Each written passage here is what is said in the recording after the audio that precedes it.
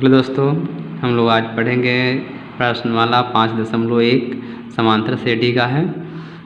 एक में है निम्नलिखित स्थिति में से किन्हीं स्थितियों में संबंध संख्याओं को सूची एपी है और क्यों। मतलब एपी पूछ रहा है दोस्तों, एपी पूछ रहा है तो एपी को सॉल्व करने के लिए क्या होता है, जब डी समान आ जाता है, कहने के मतलब जो होता है एपी समांतर श्रेणी इस प्रकार दिया रहता है तो होता है A1 A2 A3 dash dash ऐसे दिया रहता है।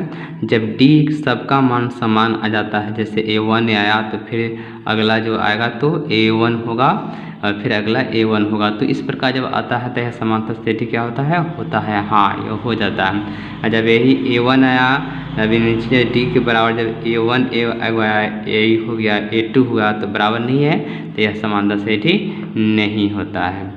चलो तो हम लोग समझेंगे सबसे पहले इसके बारे में। क्वेश्चन कहता है, एक नंबर क्वेश्चन है, प्रत्येक किलोमीटर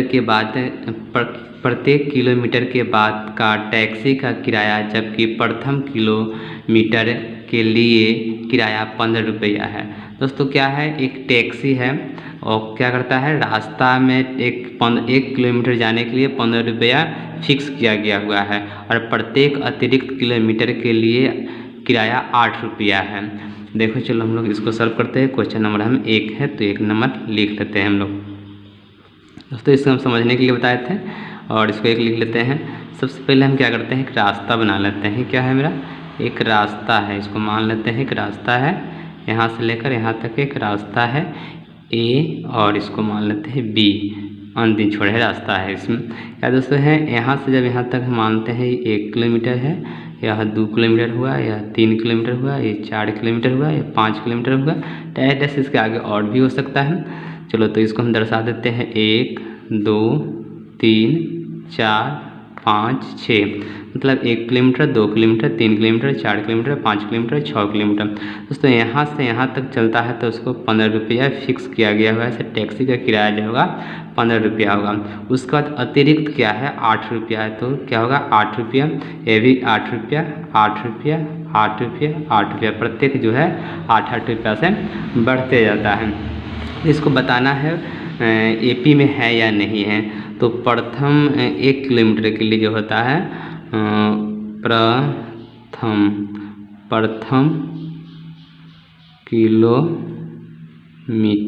प्रथम किलोमीटर के लिए जो होता है उसे 15 रुपया देना पड़ता है, 15 रुपया देना पड़ता है। यहाँ से यहाँ तक 15 रुपया देना, यहाँ से यहाँ तक 15 रुपया होता है। अब यहाँ से यहाँ 8 रुपये। दोस्तों क्या करेंगे, तो कुल जब यहाँ से यहाँ तक चलेंगे 102 कर चलेंगे तब 15 में क्या करेंगे 8 जोड़ देंगे हम। तो प्रथम के लिए और 2 किलोमीटर जब जाएगा तो उसे देना क्या पड़ेगा, 15 + 8 देना पड़ेगा। तो दूसरा किलोमीटर होगा 15 + 8, तो इसको जोड़ देंगे तो कितना हो जाएगा 8 5 13 के 3 हासिल 1 1 2, कितना हुआ 23 रुपया देना पड़ेगा। फिर यदि तीसरा किलोमीटर जाता है, तीसरा किलोमीटर जाएगा 3 किलोमीटर, तो उसको क्या देना पड़ेगा, फिर तो क्या करेंगे 23 में, देखो यहाँ तक से यहाँ तो 15 रुपया, फिर यहाँ तो 8 जोड़े तो 8 15 8 23 हुआ, फिर 23 में क्या जोड़ेंगे 8 जोड़ देंगे। फिर उसी प्रकार आगे आते चल जाएगा। तो 23 होगा, 23 + 8, तो 23 + 8 जोड़ेंगे तो 8 और 3 11 के 1 हासिल 1 2 1 3, कितना हुआ 31 रुपया हो गया।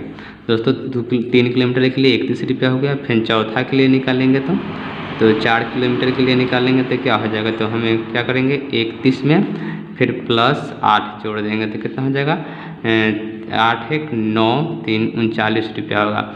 इस प्रकार आते चल जाएगा। चलो इसको सूची बना लेते हैं। सूची मतलब क्या होता है, एपी, सूची लिख देते हैं, मतलब ये क्या हुआ एपी बना लेते हैं।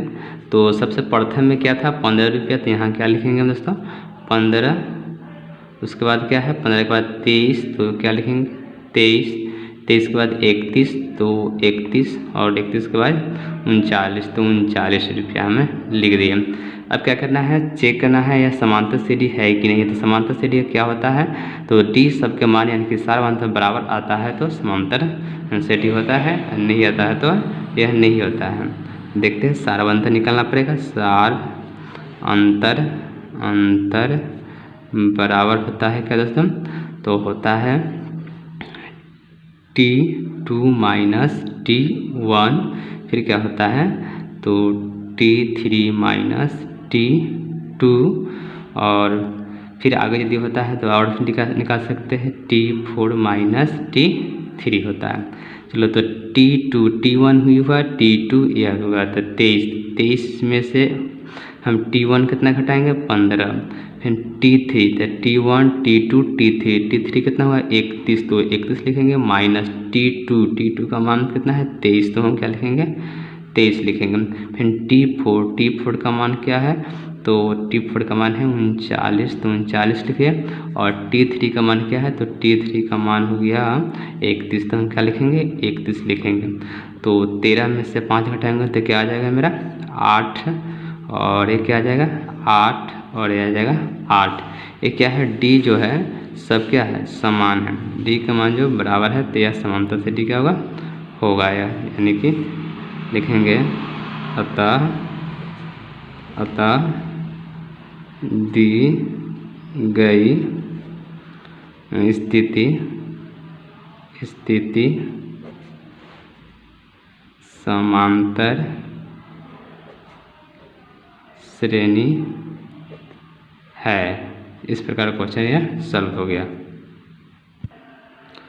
उसी प्रकार 1 का 2 है, कहता है किसी बेलन में उपस्थित हवा की मात्रा जबकि वायु निकालने वाला पंप प्रत्येक बार बेलन की शेष हवा का 1/4 भाग बाहर निकाल देता है। मतलब दोस्तों क्या है, एक बेलन है, बेलन में क्या है हवा उपस्थित है, कितना उपस्थित है से पता नहीं है, जबकि वायु निकालने वाला पंप प्रत्येक बार बेलन से शेष हवा 1/4 भाग निकालता है।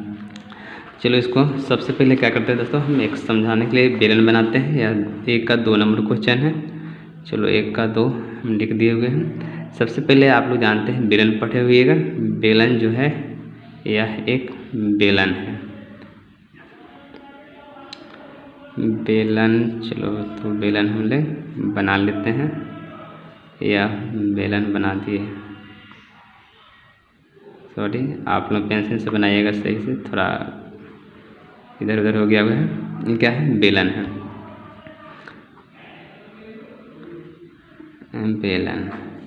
बेलन में क्या है दोस्तों, तो बेलन में वायु यानी कि हवा भरा हुआ है। चलो यहाँ से मान लेते हैं 1 2 3, मतलब यह जो मान लेते हैं दोस्तों 1 यूनिट, मतलब 1 इकाई। चलो यहाँ से 2 इकाई, फिर यहाँ से 3 इकाई मान लेते हैं। हवा भरा हुआ है, प्रत्येक में हवा भरा हुआ है। यूनिट मतलब होता है मात्रा इकाई। तो चलो इसको हम लिख देते हैं इकाई लिखा हुआ है। अब क्या करते हैं, इसको हल करते हैं। तो हल 1 मात्रा 1 इकाई, तो 1 इकाई दोस्तों लिख दिए। 1 इकाई क्या करना है, जब प्रत्येक बार जो होता है बेलन से हवा जो निकला जाता है क्या है 1/4 भाग निकाला जाता है। किस में से 1 से पहले से निकाला है, तो इसमें से हम 1 लिखेंगे, और इसमें से 1/4 भाग हम बाहर निकाल लेंगे। चलो तो इसको सॉल्व करते हैं। तो 1 का 1 गुने 1 में 1 से गुना कर देंगे तो क्या होगा 1, और नीचे वाला 4 का 4 हो जाएगा। अब क्या करते हैं दोस्तों, इसको देखो, इसमें हम क्या करेंगे, अब इसको लसा ले लेंगे। तो 1 और 4 का लसा जो होगा 4 हो जाएगा। तो ये 4 एकम 4 हो गया, -1 हो गया, तो यह आ गया मेरा 3/4 हो गया। तो कितना हो गया 3/4 हो गया। फिर 3/4 को जब लिखेंगे हम 3/4 को लिखेंगे माइनस, अब 3/4 का कितना भाग निकालेंगे 1/4 भाग निकालेंगे। चलो तो 3/4 का 3/4 लिखेंगे माइनस, इसमें इससे गुना कर देंगे तो क्या होगा 3, और इसमें इससे गुना कर देंगे तो 4 चौका 16। तो 4 और 16 के लॉसल लेंगे तो क्या हो जाएगा दोस्तों 16 होगा। अब 4 चौका 16, तो क्या करेंगे 4 मरते कट रहा है तो 4 में गुना कर देंगे, तो लिख देते हैं 3 गुने 4 मरते कटा, इसलिए -16 एकम 16, तो 16 मरते 1 मरते कटा है तो 3 गुने 1 होगा। चलो तो 4 × 12 के 12 होगा, माइनस 3 एकम 3 और बटा क्या हो गया 16 का 16 हो गया। तो 12 में से 3 घटाएंगे तो कितना होगा 9/16 हो गया। उसी प्रकार अब 9/16 का भी निकालेंगे।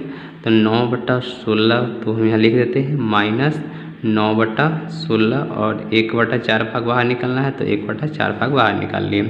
9/16 के 9/16 माइनस गुना कर देंगे तो 9 एकम 9, 16 चौका 64, तो 64 हो जाएगा। 16 और 64 के एलसीएम ले लेंगे तो क्या होगा दोस्तों 64 हो जाएगा। तो क्या हो जाएगा 9 16 16 से 32 16 43 16 चौका 64 कितना मरते कटा है 4 मरते कट रहा है। तो 4 माइनस 1 मरते कटेगा। तो 9 गुने क्या है 1 न भी लिखेंगे तो कोई दिक्कत नहीं है। तो 9 चौका 36, तो 36 माइनस 9 बटा क्या हो जाएगा 64। तो क्या करेंगे दोस्तों 16 को में से 9 घटा देंगे तो क्या आएगा 7 1 बचा 2, तो 27 बटा कितना है 64 आया। अब इसको एपी यानी कि सूची बना लेते हैं। तो एपी देखिए क्या क्या आया हुआ है, पहले आया 3/4, उसके बाद 9/16, उसके बाद 27/24। दोस्तों हमको एपी लिखना है तो लिख देते हैं। तो पहला जो आया हुआ है 3/4 और दूसरा आया 9/16 और तीसरा आया हुआ है 27 चलो तो पहला आया हुआ है 3/4, दूसरा आया है 9/16, तीसरा आया हुआ है 27/64। अब क्या करेंगे एपी निकालने के लिए सार्वंतर निकालना पड़ता है। सार्वंतर यानी कि डी से लिखते हैं। तो क्या होगा दूसरा पद में से पहला पद घटता है। दूसरा पद क्या है पहला 9/16 और पहला पद क्या है 3/4, तो 3/4 निकालेंगे। चलो तो इसको क्या करेंगे एलसीएम ले लेंगे। तो एलसीएम क्या होगा 16, तो क्या 16 एकम 16 1 मरते कट गया, 3 9 गुना 1 हो गया, माइनस 4 चौका 16 क्या मरते कट गया 4 मरते कट गया, तो 4 के क्या हो जाएगा 12। तो क्या करेंगे यहाँ 9 माइनस 12 बटा आ जाएगा आपका 16, तो घटे जाएगा तो 9 3 12, तो माइनस 3/16 आ गया 1 का। फिर आय के लिए निकालते हैं। तो आय के लिए निकालेंगे A3 माइनस A2। तो चलो A3 का मान देख लेते हैं। A3 का मान हो गया आपको दोस्तों क्या 27, तो यहाँ लिख देंगे हम 27/64 माइनस और A2 का मान देख लेते हैं। A2 या T2 के दोनों समान ही होता है। तो A2 को है 9/16 हो गया, तो 9/16 का 9/16 लिख देंगे। ये क्या हो जाएगा 64 हो जाएगा लसा, तो 27 का 27 हो जाएगा, माइनस 16 का 32 16 43 16 चौका 64 4 मरते तो हो गया 9 चौका 36। अब क्या करेंगे 17 गो में से 7 में से 6 घटा देंगे तो क्या बचेगा 1, ये बचेगा कितना हो गया क्या माइनस, तो 1 बचेगा, तो माइनस 11 बटा क्या हो जाएगा 64। तो प्रत्येक क्या है अलग अलग आ रहा है, डी समान नहीं है, तो यह क्या होगा समांतर से नहीं होगा। तो लिखेंगे हम अतः एपी समांतर श्रेणी में नहीं है। इस प्रकार क्वेश्चन यह सॉल्व हो गया हुआ है। चलो अब 2 के बाद हम 3 देखेंगे। 3 नंबर क्वेश्चन है, कहता है प्रत्येक मीटर के खुदाई के बाद एक कुआं खोदने में आई लगातार लागत, जबकि प्रथम मीटर खुदाई की लागत 150 रुपया है। दोस्तों प्रथम खुदाई जब होता है 1 मीटर तो 150 रुपया लगता है, और बाद में प्रत्येक मीटर खुदाई के लागत 50 रुपया बढ़ती जाती है। मतलब प्रत्येक खुदाई जो होता है 1 मीटर के बाद 2 मीटर 2 मीटर का 3 मीटर, तो हमेशा क्या होगा दोस्तों 50 को होगा बढ़ते चल जाएगा। चलो देखो हमने क्या करी है 3 नंबर क्वेश्चन को लिख दिए है, कुआं बना लिए हुए दोस्तों। मतलब यहाँ जो है 1 मीटर है, यहाँ हो जाएगा 2 मीटर मानते हैं, यहाँ 3 यहाँ 4 5 इसी प्रकार बढ़ते चल जाएगा। तो 1 मीटर हुआ 2 मीटर और 3 मीटर 4 मीटर इस प्रकार का है, और 5 मीटर हो गया। अब क्या होता है तो पहले के लिए कितना है उसके 150 रुपया लगता है पहले के लिए। उसी प्रकार होता है 150 प्लस क्या हो जाएगा दोस्तों 150 में हम 50 को क्या करेंगे जोड़ देंगे, फिर उसी प्रकार अगला के लिए 200 हो जाएगा, क्या हो जाएगा 200, तो 200 में क्या करेंगे 50 को जोड़ेंगे, फिर अगला निकालेंगे तो क्या हो जाएगा 250, तो 250 हो जाएगा, 250 में फिर क्या करेंगे 50 को जोड़ेंगे, इस प्रकार निकालेंगे। तो सबसे पहले दोस्तों लिखते हैं हम AP बना लेते हैं, यहाँ पर एक साथ ही लिख देते हैं, आप लोग का समझ में आ गया होगा, ज़्यादा समय व्यर्थ करने की जरूरत नहीं है। देखो तो क्या होगा, प्रथम के लिए क्या होगा 150 होगा, फिर द्वितीय के लिए क्या निकालेंगे तो हो गया 200, और तृतीय के लिए निकालेंगे तो क्या होगा 250 हो जाएगा, 250 हो गया, फिर अगला निकालेंगे तो क्या हो जाएगा 300 हो जाएगा, इस प्रकार हो गया। अब क्या करते हैं, इसको हम चेक करने के लिए क्या होता है, समांतर से ढेक नहीं तो D निकाल लेते हैं, तो D निकाल दिए तो आपको पता चल गया हो D निकालने के लिए, तो क्या होता है A1 A2 A3 A4, तो चलो क्या यहाँ लिख देते हैं हम, तो A2 माइनस A1 होता है, फिर क्या होता है तो होगा A3 माइनस A2, फिर यहाँ लिखते हैं तो यहाँ पर जो हो जाएगा आपका A4 माइनस A3 होता है। चलो तो A2 का मान कितना है 200 है, और A1 का मान कितना है 150 है, घटाएंगे तो कितना जाएगा 50 हो जाएगा, और 50 रुपया, चलो रुपये लिख दिए।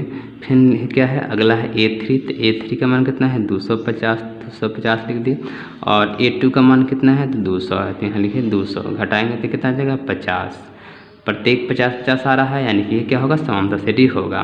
चलो A4, तो A4 का मान कितना है 300, तो 300 लिख दिए, माइनस A3 का मान कितना है 250, तो 250 लिख दिए, घटा देंगे तो कितना जाएगा 50 रुपया। क्या प्रत्येक D क्या है बराबर है, यानी कि 50 रुपया बराबर है 50 रुपया, फिर सब क्या है एक दूसरे के बराबर है, तो क्या होगा समांतर से D होगा। हाँ, इसको हाँ लिख देते हैं, यानी कि यह सॉल्व हो गया हुआ है। एक का जो है 4 नंबर लास्ट है, खाते में प्रत्येक वर्ष का मिश्रण जबकि 10,000 रुपये की राशि 8% वार्षिक दर से चक्रवृद्धि ब्याज पर जमा की जाती है। दोस्तों क्या करता है, मिश्रण के जो 10,000 रुपये जमा कर देते हैं और 8% वार्षिक दर से ब्याज मालूम करना है, इसका ब्याज क्या होता है। चलो इसको हम सॉल्व करते हैं। दोस्तों इसी प्रकार दूसरा नंबर क्वेश्चन है, दी हुई AP के प्रथम 4 पद लिखिए जबकि प्रथम पद A और सार्वंतर T निम्नलिखित है। दोस्तों सार्वंतर और प्रथम पद दे दिया है, सार्वंतर को D से बोलते हैं तो D बराबर 10 दिया हुआ है सार्वंतर, और प्रथम पद A तो प्रथम पद 10 दिया हुआ है। इसको क्या करना है 4 पद लिखना है। दोस्तों हम 1 2 बनाएंगे और आप लोग अपने बना लीजिए, बहुत आसान है। देखते हैं सबसे पहले जानते हैं पद कैसे लिखा जाता है। चलो तो हम 2 नंबर क्वेश्चन यहाँ लिख देते हैं दोस्तों। तो पद मतलब A होता है AP, जैसे A comma A plus D, फिर होगा A प्लस 2D, तो 1 2 3, और एक और लेते हैं तो A प्लस 3D, तो 4 हुआ, 4 पद निकालना है। तो दिया हुआ है आपका A बराबर दिया हुआ है दोस्तों, A बराबर 10 और D बराबर दिया हुआ है 10। तो AP प्रथम पद, सबसे पहले प्रथम पद, तो प्रथम पद लेते हैं। तो प्रथम पद क्या है A, तो A प्रथम पद A है, यहाँ देखो A, तो A के मान क्या हो गया दोस्तों 10 हो गया A। अब इसी प्रकार यदि हम सूची बना कर लिख देते हैं तो A हो गया A plus D, A plus 2D और A प्लस 3D, तो A के मान 10, फिर क्या लिखेंगे 10 प्लस D के मान भी तो 10 है, फिर A के मान 10, D के मान 2 गुणांक है तो 2 और 10 के 10, फिर A के मान 10 प्लस D का 3 गुणांक है तो D और 10 के मान D के मान 10, क्या हो गया ये तो 10 हो गया। 10 और 10 जुड़ जाएगा तो हो जाएगा 20, और 10 प्लस इसको गुना कर देंगे तो हो जाएगा 20, और 10 ये क्या हो जाएगा तो आपको 30 प्लस में हो जाएगा 30। तो क्या क्या हो गया आपका हो गया AP आपका आ गया क्या 10 20 20 और 10 30 30 और 10 40, तो 1 2 3 4, यही 4 पद हो गया आपका, तो वो निकल गया आपका। इस प्रकार क्वेश्चन 2 का 1 सॉल्व हो गया हुआ है, 2 का 1, 2 का 2 भी उसी प्रकार है। तो दूसरा नंबर भी हम लोग देख लेते हैं, 2 नंबर है ए के मान दिया हुआ है -2 और डी के मान दिया हुआ है 0। 4 पद इसमें भी लिखना है, तो 4 पद हमें पहले लिख लेना है। ए पी बराबर 4 पद आपको याद हो गया होगा, ए प्लस डी, ए प्लस 2d और a प्लस 3d, 4 पद हो गया। a के मान लिखेंगे -2 और -2 प्लस d के मान क्या है 0। फिर क्या हो गया, तो a के मान -2 प्लस d के मान 0, तो a के मान -2 और d के मान 0, तो d के मान 0 भर दिए, जिसका गुणांक है गुणांक कर दिए। तो -2 का 2 रहेगा, ये क्या हो जाएगा, तो -2 और प्लस जुटेगा तो -2 और -2 प्लस हो जाएगा 0 और हो जाएगा -2 प्लस 0। तो 4 पद क्या है दोस्तों, -2 और 2 में 0, -2 में 0 जुटेगा तो -2, -2 में 0 जुटेगा तो -2, तो 4 पद आ गया, 1 2 3 4। इस प्रकार दूसरा नंबर भी क्वेश्चन सॉल्व हो गया होगा। उसी प्रकार क्वेश्चन नंबर जो बचा आपका 3 ए और डी दिया हुआ है, तो 4 पद लिखना है। 4 पद क्या क्या होता है, ए प्लस डी, ए प्लस 2d, ए प्लस 3d, जब पद का है तय तक आगे तक आपको निकाल लेना है और इसमें ए और डी के मान बढ़ते चल जाना है। बहुत ईजी इस तरह से आपको निकल जाएगा। यदि नहीं निकला तो कमेंट कर हमें बताएं, फिर से इस क्वेश्चन को हम बताएंगे।